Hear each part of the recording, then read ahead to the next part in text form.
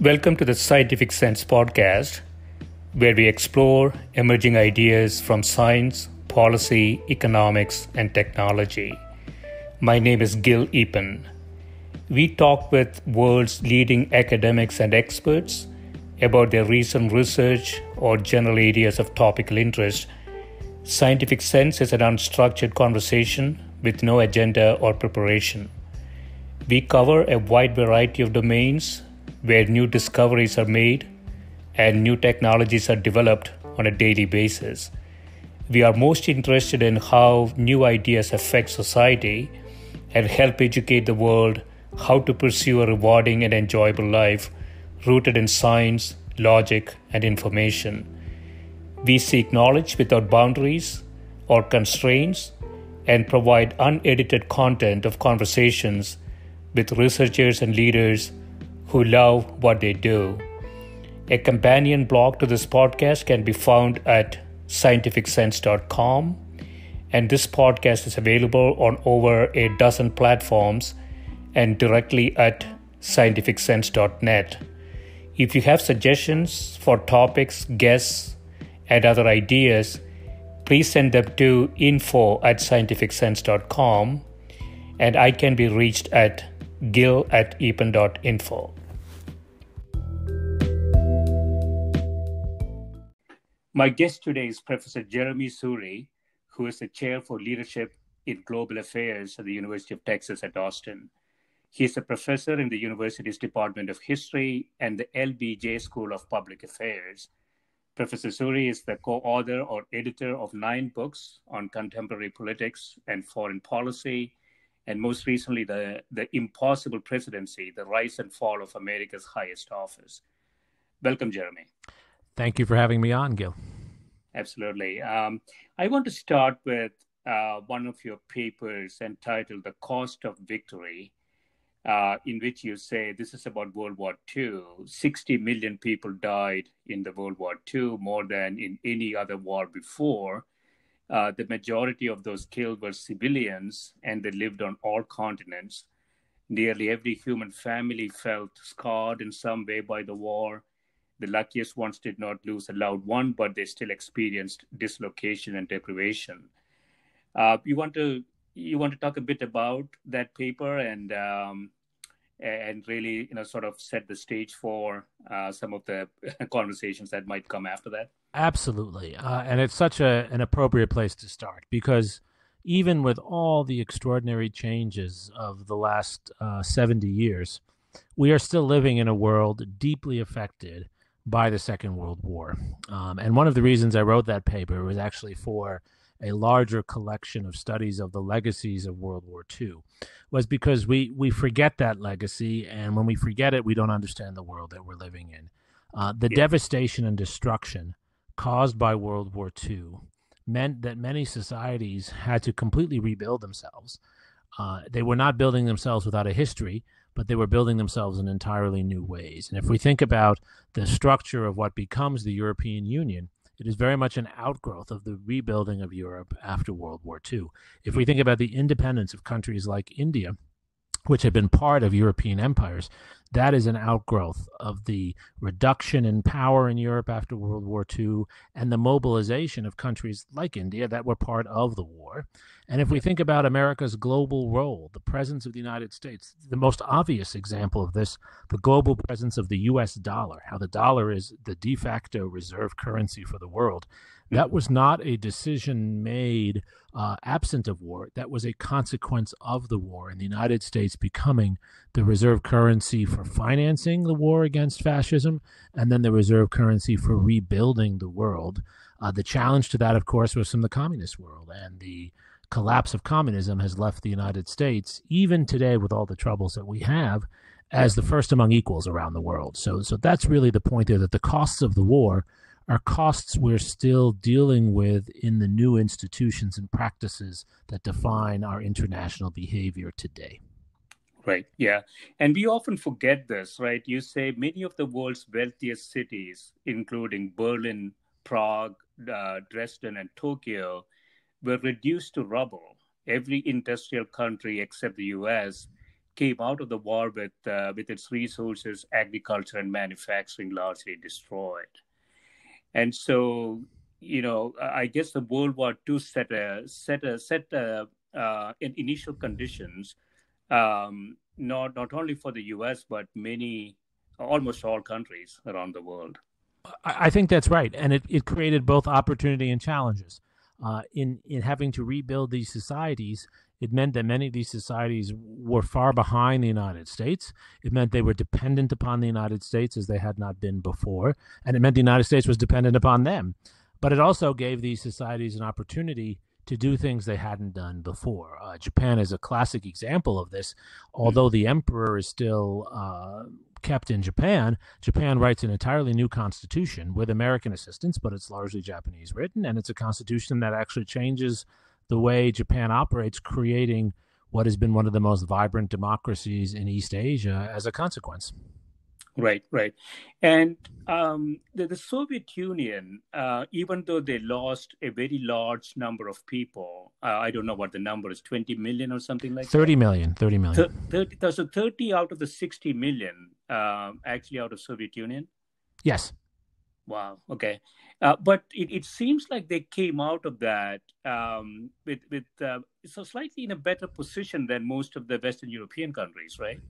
Well, they came out of the war with a few advantages. One was the occupation of East Germany, which they used for various resources, including uranium. The Soviet atomic bomb project is dependent upon resources from East Germany, as well as scientists from East Germany and elsewhere. So they had occupation of territories west of their borders, and they acquired a certain status. Soviet historians will say that the regime lasted as long as it did because it now had the prestige of winning this big war, and they really did win it in Europe even more than the United States did in the kind of fighting they did.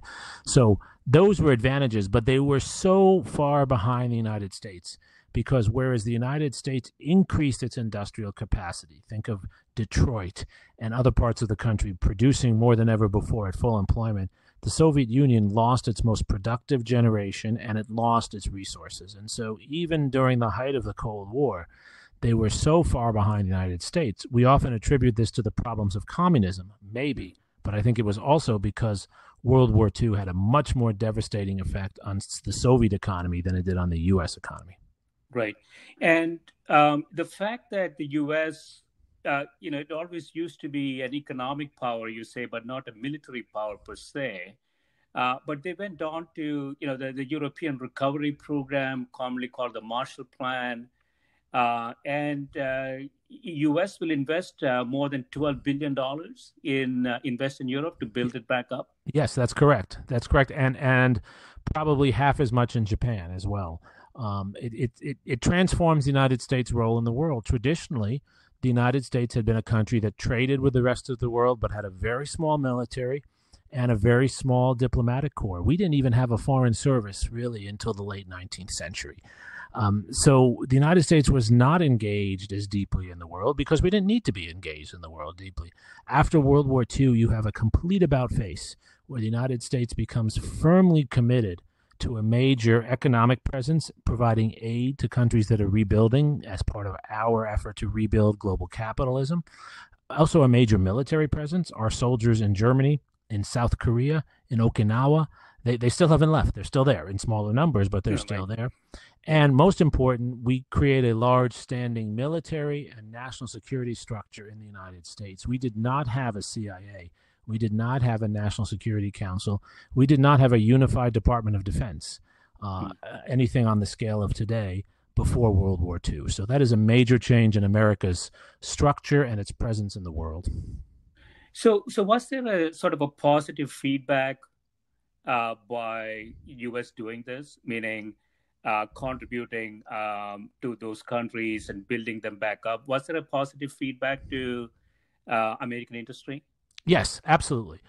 It's too simple to say that it was a simple, straight line, industry's interest, and therefore they pushed for this. It was a combination of three factors. First, there was the recognition that the Great Depression had been caused in part by the unfinished business of World War I, by devastated, indebted societies overseas, and then by restrictions on trade. During the 1920s and 1930s, the United States had actually increased its tariffs and reduced trade and pulled its gold out of other countries. And so there was a commitment to avoid those mistakes, which meant the United States, from an economic and political standpoint, had to be more engaged, more open, and sharing its resources more for its own effects to avoid another depression. In 1945, most Americans feared we'd go back to depression. They wanted to take these actions to avoid that, those in industry and those in other dimensions of society.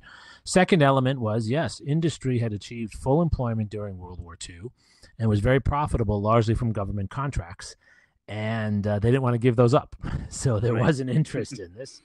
But third, I'd say, and perhaps most important, there was a vision, and you can see it as good or bad, depending on your point of view, of a global capitalist system that would provide more prosperity for everyone by creating vibrant industrial markets where certain countries would provide the resources, other countries would provide the inexpensive labor, and other countries would provide the advanced knowledge, the United States being one of them. It was a vision of global capitalism, and the believers in that had unique power now coming out of World War II. They were not popular in the U.S. before World War II, but these figures were popular after World War II. Right, yeah. And you conclude this one, Jeremy, by saying, as Americans return home from the battlefields, the mix of sacrifice and opportunities set the stage for post-war growth. World War II destroyed the old world and birthed what Henry Luce called the American century. I want to jump into a related, not quite related, but but another article entitled "What American Century?" And you say one problem with arguments that bemoan or cheer the end of the American century is that there never was one. Despite the United States moment of economic and atomic predominance after World War II, the United States immediately faced strategic challenges from the Soviet Union and soon from China, among others. And so you're arguing here, sort of our romantic vision, our romantic understanding, so to speak, of the American century. You're saying it was nothing like that. That's correct. The piece on the American century, I think, is a classic example of what we try to do as historians, and it doesn't always make us friends, but we try to combat nostalgia. There's a difference between nostalgia and history. Nostalgia is how you wish the past had been, and maybe how someone told you it was. And history is how it really was. Right. And there's no doubt the United States had unprecedented power and to some extent unprecedented wealth after World War II. But the lesson is that it wasn't an American century in the sense that the United States could get what it wanted. It's an old Greek story. The more powerful you are, the more requirements you have for your power. There's never enough. And there always are new challenges. And small challenges multiplying can be as dangerous as a few big challenges. And so my point there was that if you look, as I have it, how American decision makers thought about the world in the 1940s and 50s, they knew they were the strongest and the wealthiest, but they did not feel secure. In fact, they felt more insecure because they had more problems to deal with, problems of reconstructing societies after World War II, problems of new countries emerging, and they didn't know how those new countries, again, like India, Ghana, and others were going to operate. Yeah. And then they had a Soviet threat too. So it was not a utopia. Yeah, so this was sort of an untested kind of a problem, right? Hostile, aggressive governments, you say, in North Korea, China, North Vietnam, redoubled their efforts to undermine U.S. interests. And you also say that the reality is that throughout the Cold War, after the World War II, American military power rarely produced the battlefield dominance that leaders and citizens expected. And so we dabbled in many conflicts, but you say we haven't really dominated any one of them. I think that's right. And I'm so glad you brought that up because I think it's one of the most important insights that even our well-informed military leaders don't recognize. I've tried to make this point directly to some of our military leaders. The historical record is pretty clear. The United States has had an almost unmatched military. since the end of World War II. We've spent more than we've ever spent, and we've trained soldiers better than we've ever trained them before with the best equipment in the world. But yet, we really have not won a war since World War II. We did not win the Korean War. The war ended where it started, after about 30,000 American deaths and millions of Korean deaths. The Vietnam War was certainly not a victory. Iraq, Afghanistan, not victories. That's not to criticize the military. It's to say that military dominance doesn't allow you always to get your way on the battlefield. We have been more secure because our strong military makes it hard for anyone to attack us or attack the places we. But that is different. Defending with a strong military is different from coercing another society. And I think winning wars in the sense of coercing another society, a North Korea, an Iran, a Vietnam, to do things differently requires something other than military force. Military force might be necessary, but not sufficient. It requires diplomacy. It requires alliances. It requires creative economic tools. Yeah. And we have overemphasized the military, and Exhibit A most recently is Iraq. We put so much in there, probably $6 trillion, and thousands of lives, millions of other people, hundreds of thousands of other people's lives lost. And by every measure, what we have in Iraq now is worse for American interests probably than what we had before. Right. And there's another side to this also, Jeremy. You say Cold War historians have chronicled in detail how allies from Paris and Bonn to Tokyo, Tehran, and Tel Aviv resisted and manipulated Washington while benefiting from American protection markets and resources. So it's not only war, it's really strategic actions by others to really manipulate what they could get from us. Yes, I have to say, I admit my bias, even though I'm a scholar. My father comes from India, so I have a certain bias, and I call this the Pakistan problem, which is that, and it's just one of many examples, but it's a very acute one that's true for about 40 years now, 50 years.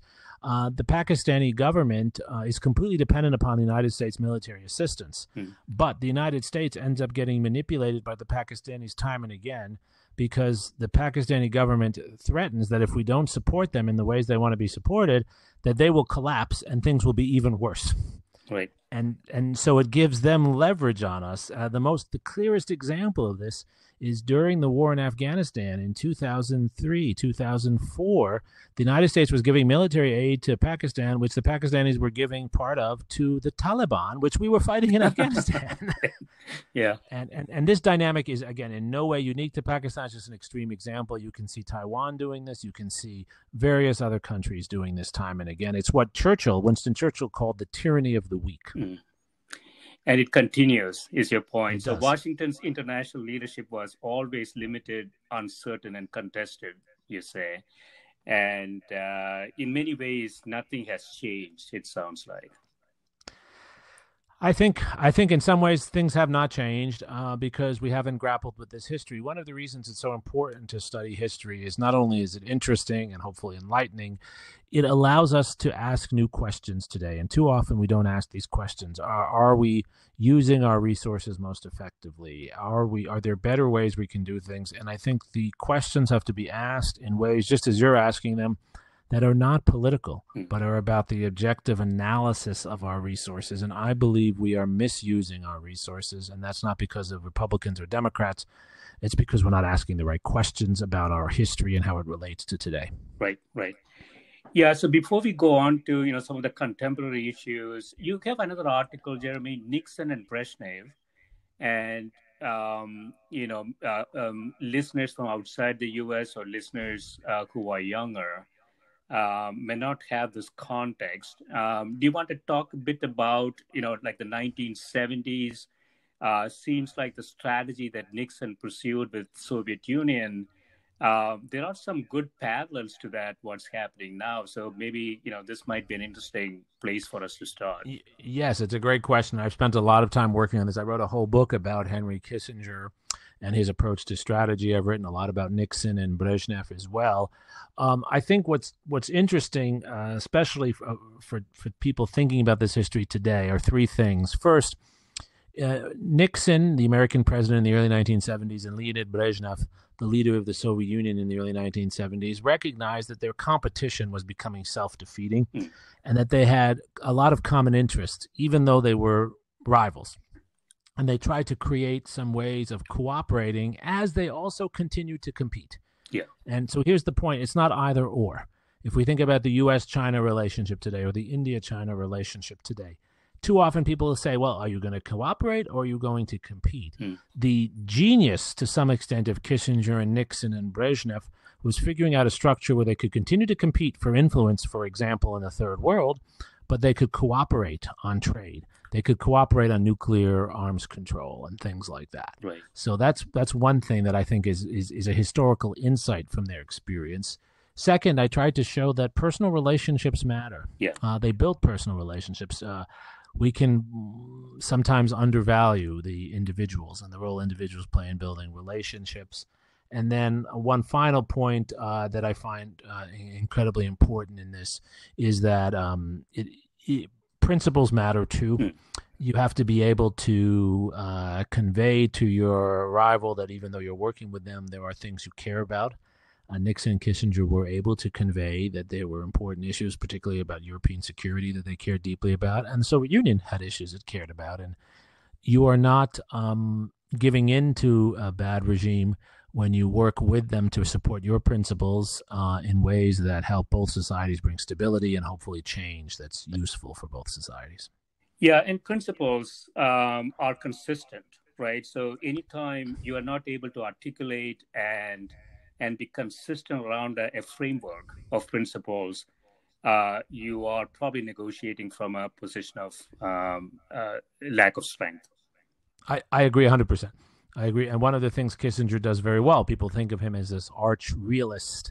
He is, of course, to some extent. But as I point out in that piece that you discussed, and also in my book about Kissinger, he really does believe in creating what he calls a structure of principles, rules of the game. Yes. That create stability and create bounds for safe competition. Yeah, and the other thing that struck me, Jeremy, I don't know much about history, but the personal diplomacy angle here, which is really well articulated diplomacy in toward through various channels. So there is a well choreographed diplomacy going on in the background. It is not just about personal relationship between two people. In other words, just being good at deal making is not going to be sufficient to actually get something done, right? I agree. It is, as with everything in business, in policy, and scholarship, it's about relationships, and it is about building trust. And you can have a trusting relationship with an entity that you still see as a rival. And that is what Kissinger and Dobrynin, who is the Soviet ambassador to the United States, they build a trusting relationship, which means that they can work together not to cover things up, but to make progress on issues and to sometimes act in ways that allow for certain confidences about certain issues to make progress.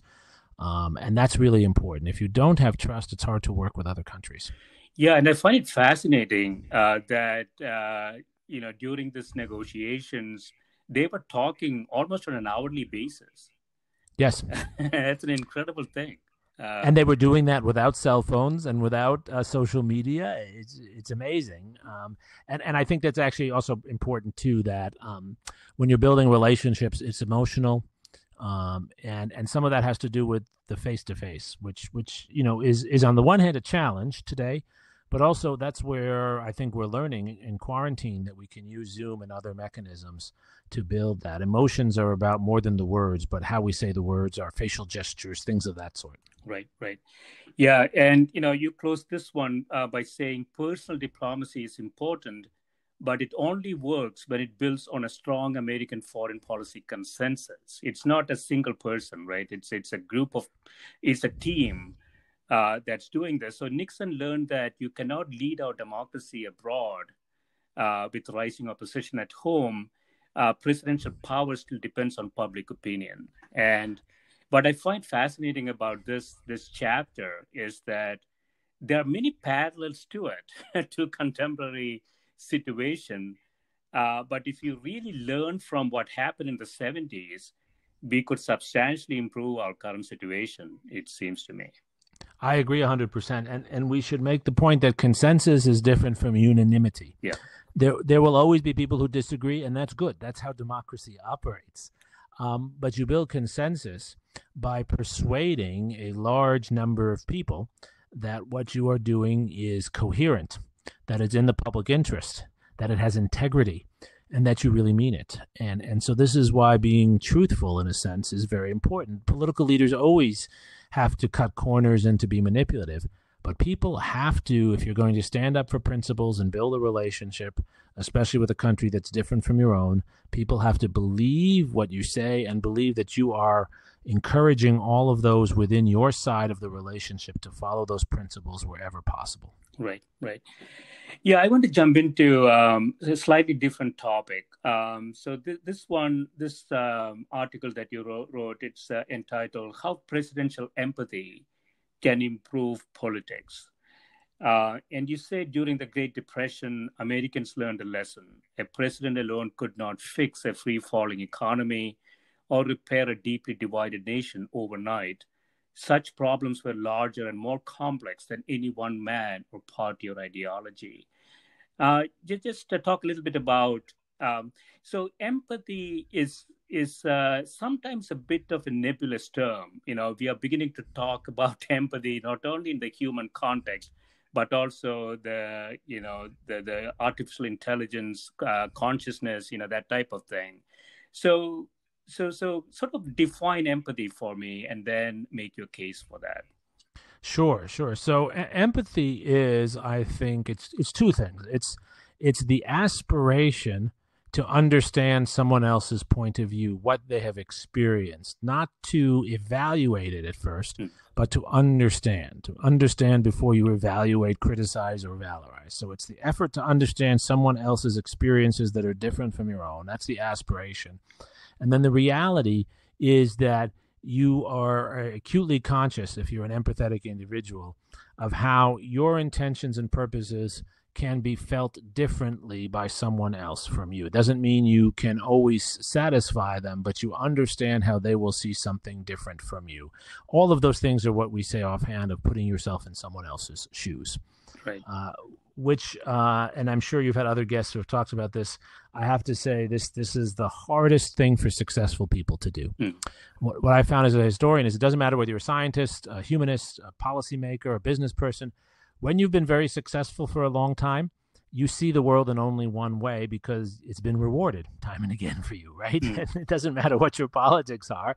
You see the world that way, and it's very hard to understand how someone else sees things differently. My argument is that is a particular skill we have to develop and we have to keep nurturing and encouraging. And many psychologists have been doing work on this. My colleague, who I think was on your program, Art Markman, is someone who's done some work on this too. Yeah.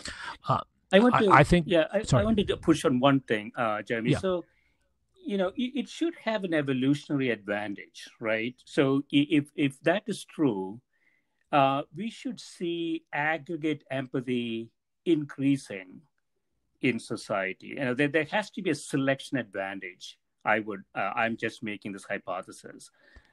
Maybe it depends how we structure our society. I think there's an argument for that, but I think there's also an argument that we might have an evolutionary advantage now of building, and maybe this has always been true, building tribal loyalty rather than empathy.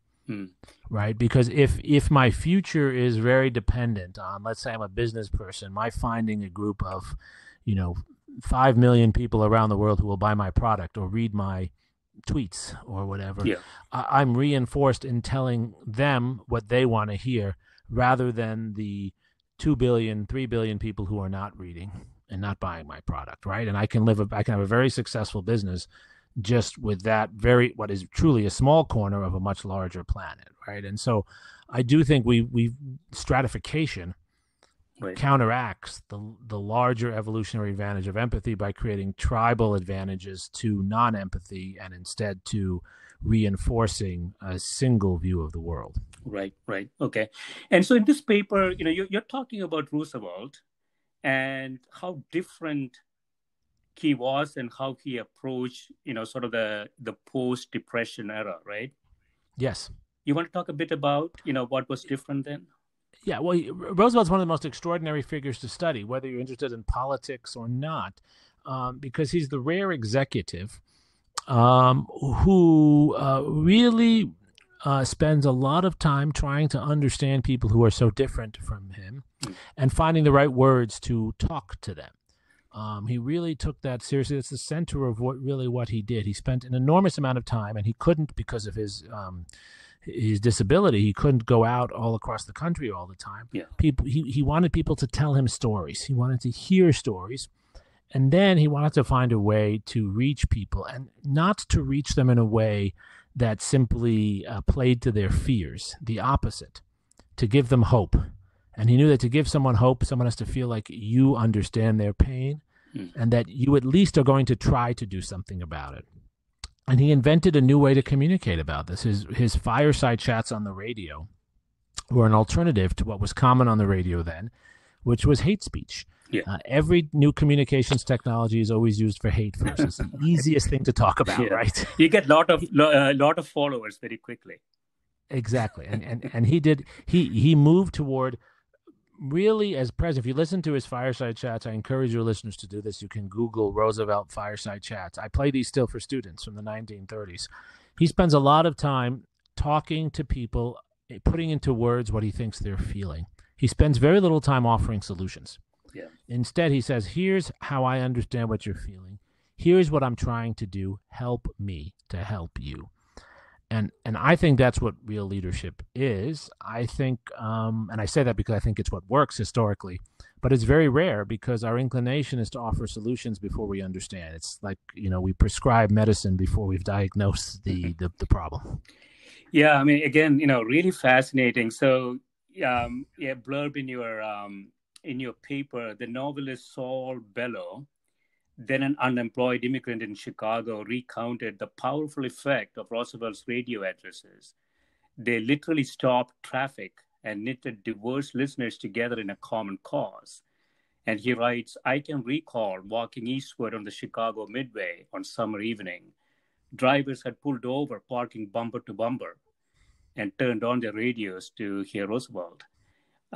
You could follow without missing a single word as you strolled by. You felt joined to these unknown drivers, men and women smoking their cigarettes in silence, not so much considering the president's words as affirming the rightness of his tone and taking assurance from it.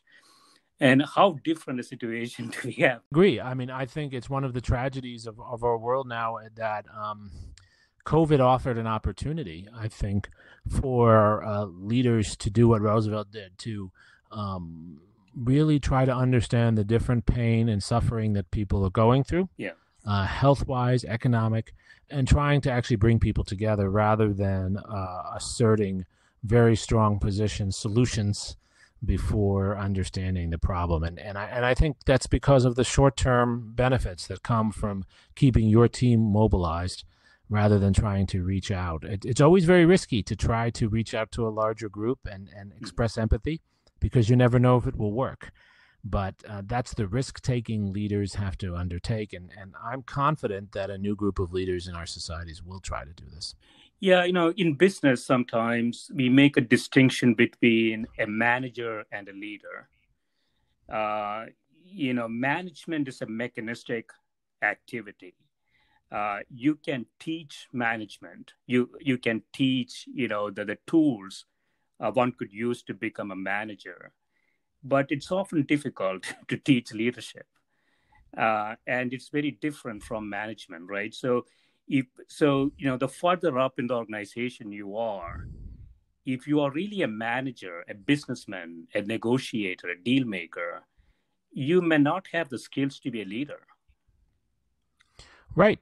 In fact, I think sometimes they're opposite skills. I think management is something, of course, all leaders have to understand, but management by its nature is risk averse. Yeah. And management by its nature is about homeostasis, stability, Whereas leadership, I always think of as strategic, as trying to move ahead to the next phase in our historical development, which is not disruption either. I think that's also misconstrued. It's not about being a disruptor. It's about actually making some focused investments on bringing new groups of people and new technologies and new ideas together in a new way. And that's what leaders do, and that's also where they should fail successfully. I know this is a big issue in the business literature as well. Yeah. You should be failing on, though you shouldn't be failing at management, but you should be failing at trying these leaps, and maybe you try 2 or 3 and maybe you get one right. Same with Roosevelt. He wanted to empathize, and then he tried to do different things based on that empathy. More of his programs failed than succeeded. It was very inefficient. But the only way we got to Social Security, the only way we got to building the kind of American welfare state that we needed at the time was through trial and error by different efforts at leaping into new areas of historical development. Right. Yeah, I also felt that, one can really fake empathy. I don't believe it's possible, right? So, this is again going back to, can you teach leadership? You sit down with somebody and say, these are the characteristics of good leader, go do it. I don't think it's possible. I don't know. I don't think it's possible in quite that way. Yeah. Right. I don't think it's a step-by-step process. And the way I think you can teach management that way, there's certain basic technical skills that go into it, budgeting, for example, things of that sort.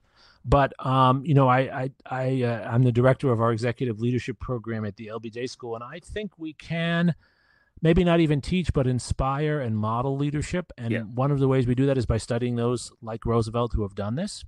And the other way is by activating that part of one's brain, which is about trying to understand historical development and trying to understand how and what kind of effort is necessary to begin to connect to people you haven't connected with before.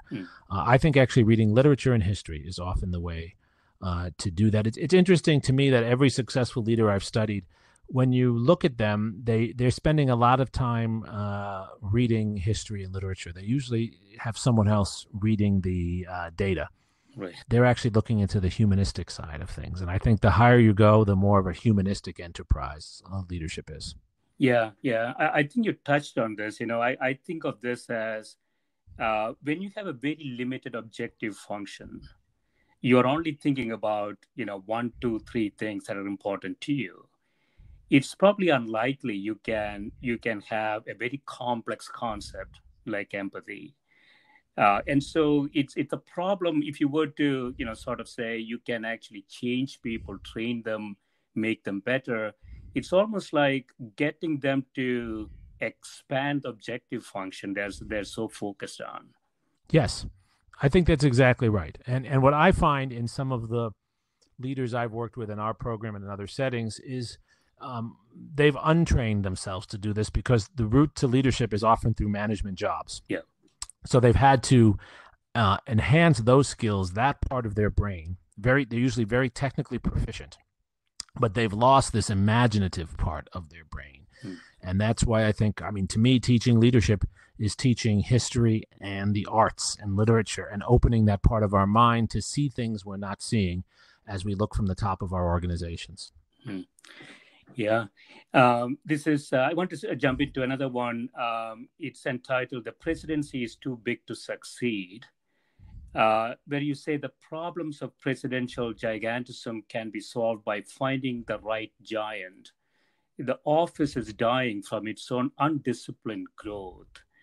Could you talk a bit about, so you are arguing here that the powers given to the presidency and really the responsibilities the presidency has grown over time and has reached a point that a single individual can't really do it anymore? Yes, I think that's right. And this is the argument I make in that piece that was published in The Atlantic, and that I also make in my larger book on the Impossible Presidency that you mentioned. The office of the presidency was created in the 18th century for a very small country with an executive who had very minimal responsibilities. And that's why they put so many different powers into one person. Some other historians have said that the presidency became kind of like a garbage can for all the things that Congress and the courts couldn't do. But over time, the United States has become a huge country with huge complex responsibilities, which is why we've developed this huge executive office around the president now with more staff than you can even count.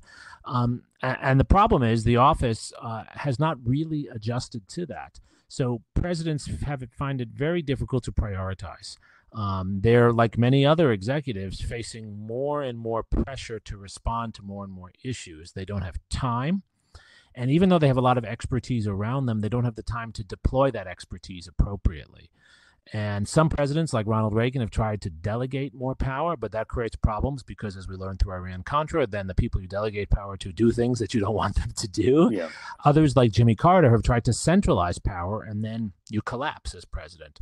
So my argument is that one of the challenges we're seeing is that talented and non-talented presidents are failing more and more.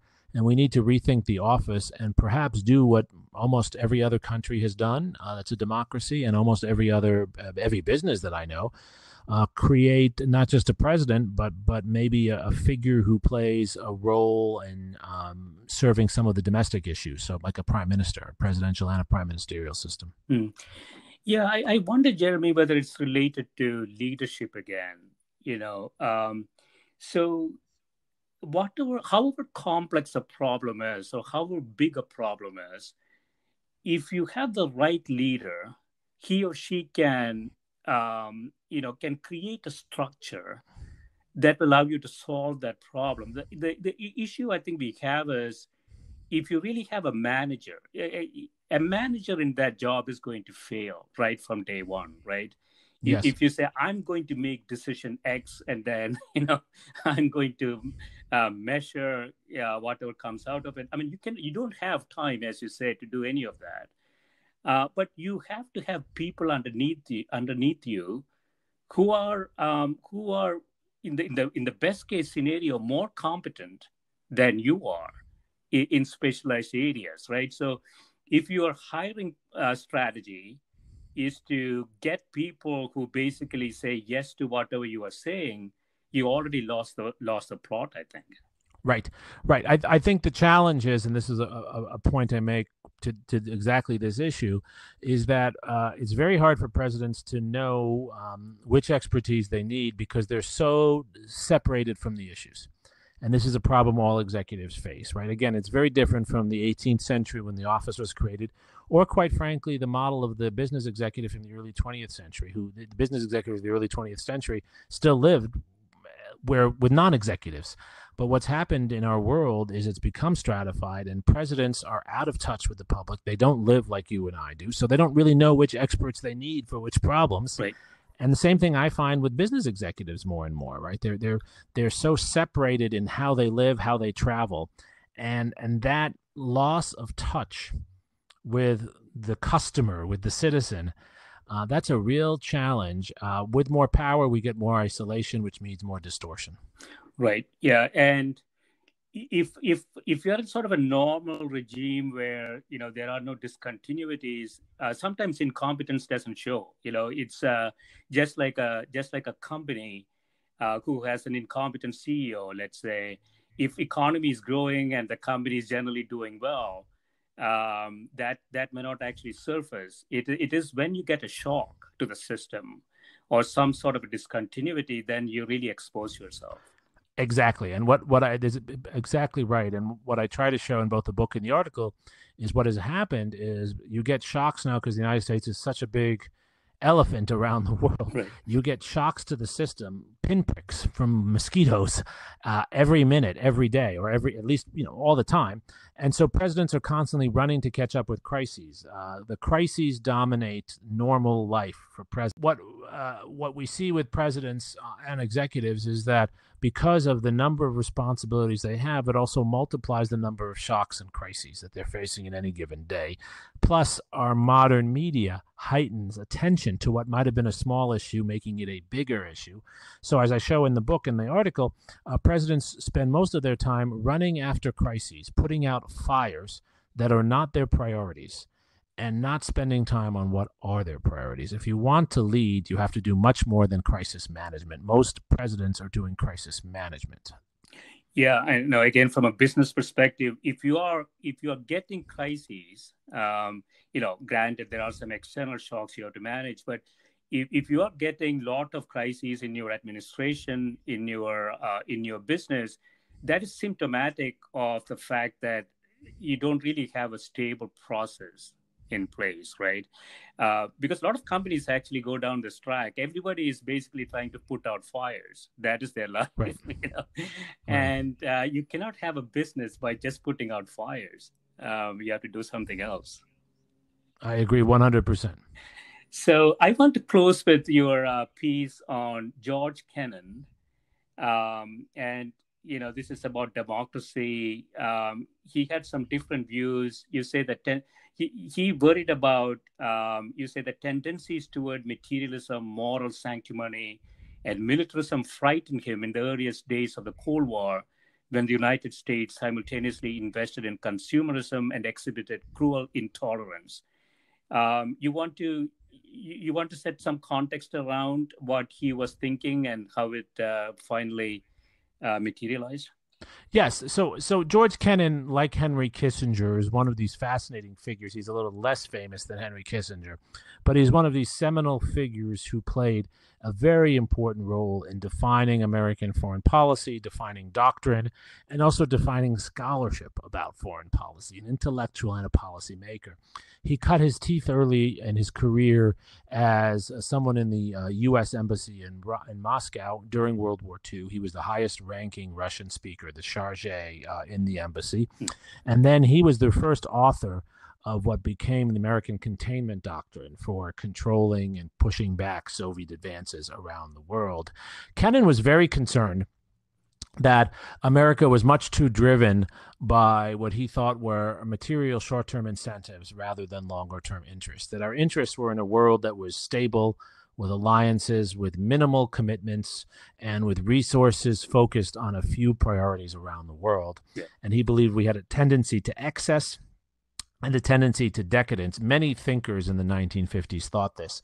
And in that way, he anticipated many of our problems in later years of overcommitment and under-resourced activities from Vietnam to Iraq and elsewhere. Right. And it sounds like he was really worried about the system as we have it is not really sustainable as designed. That's correct. He was in some ways an early environmentalist. He was definitely an early advocate of nuclear disarmament. By the early 1980s, he was calling for a complete ban on testing and creating new weapons. And he was, as you say, concerned that what we were doing, because we had so many resources, was we were spending down our future, not just in terms of money, but in terms of what we were doing to the environment, how we were using technology. And he was, quite frankly, skeptical of bigness. He wanted the country to be involved in the world, but not everywhere, not trying to do everything everywhere at all times. His argument, and I've taken a lot from this as a scholar, was that strategy is about setting priorities of things you will do and things you won't do. Right. Yeah. So Jeremi, in conclusion, if you were to speculate, and you touched on this already, so we have a presidential, kind of concentration of power. The job has gotten too big. We have examples of parliamentary systems in India and UK and elsewhere. As you know, the parliamentary system has its own issues, yes, as you can see from India. So if you had a blank sheet of paper and you start to redesign the US system, how would it look like? Great question. I talk about this a little bit at the end of the Impossible Presidency. I think we have to update a number of things in our system. First of all, we need a system that, and this is a challenge that also India faces, a system that's actually more representative of people. Our system was more representative in the past than it was today. Our electoral college and the U.S. Senate give disproportionate power to states that have a lot of territory and very few people. And that problem has become worse as certain states have more and more people, and other states like Wyoming that have a lot of territory have fewer people, in fact. Right. This system needs, so I would, for example, I would not necessarily take away the distinction between the Senate and the House, but I would allow some states to have 3, maybe 4 senators. Every state might still have 2, so there's some baseline guarantee, but allow California, Texas, New York, Florida maybe to have more senators. We also need to bring in territories that have large numbers of people that are not represented, Washington, D.C., Puerto Rico. They do not have votes in the House and the Senate. That's why when there's a hurricane in Texas, we get aid in Texas. Puerto Rico doesn't get the same kind of aid. We need to make it harder for people to gerrymander, to create districts for the House that are not really reflective of the people in them. And then I think we need a system where we don't just have a president who happens to have a vice president. I think we should go back to what we had in the original founding, where we elect the president and vice president separately and empower the vice president to be more of the president, perhaps for domestic affairs, and the president to be more of the president for international affairs. It would allow at least for more prioritization. And I actually think it would create less partisanship, because each of them would have an incentive to get things accomplished in their particular domain. Oh, yeah, that's so sort of a domestic vice president and international president. Is there any other country that has anything similar to that? Well, France does to some extent. Germany on a smaller scale. The German chancellor has more authority. It's interesting, India thought about doing this. India, of course, has a president too, but Jawaharlal Nehru wanted both jobs. But the United States is the only country right now that puts so much power, the only democratic country that puts so much power in the hands of one person. And I think that's a real problem. I also think we need a Congress that is, as I said, more representative, but also more empowered. The Constitution of the United States states very clearly that only Congress can make war. But yet, since 1941, presidents have not declared war. They've just sent troops abroad and just said it's not a war. We need to give Congress more of its authority back. Right. Excellent. Yeah, this has been great, Jeremi. Thanks so much for spending time with me. And thank you. Good luck with all your research. Thank you very much. Thanks so much. Bye.